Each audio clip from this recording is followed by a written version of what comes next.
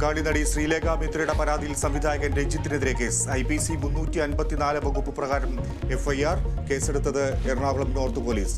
പ്രത്യേക അന്വേഷണ സംഘത്തിന്റെ നിർദ്ദേശപ്രകാരം തുടർ നടപടികളെന്ന് സിറ്റി പോലീസ് കമ്മീഷണർ.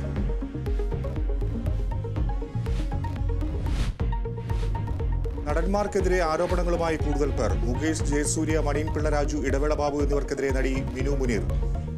നടന്മാർ ശാരീരികമായും മാനസികമായും പീഡിപ്പിച്ചു, നിഷേധിച്ചു മണിയൻ പിള്ള രാജു. മുകേഷിനെതിരെ പ്രതിഷേധം ശക്തം. കൊല്ലത്ത് മുകേഷിന്റെ വീട്ടിലേക്ക് കോൺഗ്രസ് നടത്തിയ മാർച്ചിൽ സംഘർഷം.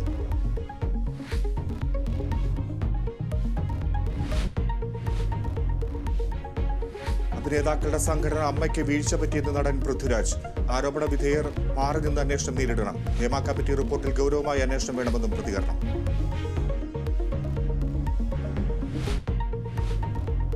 ആരോപണമുന്നയിച്ച നടി രേവതി സമ്പത്തിനെതിരെ DGPക്ക് പരാതി നൽകി സിദ്ദിഖ്. ആരോപണത്തിന് പിന്നിൽ അജണ്ട.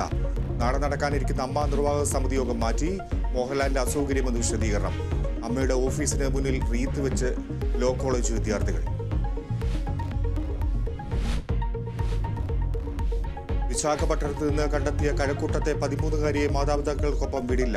ശിശുക്ഷേമ സമിതിയുടെ സംരക്ഷണയിൽ തന്നെ തുടരും. അമ്മ മർദ്ദിച്ചതായും വീട്ടുജോലി ചെയ്യിപ്പിച്ചതായും കുട്ടിയുടെ മൊഴി. കുട്ടിക്കും മാതാപിതാക്കൾക്കും കൗൺസിലിംഗ് നൽകി.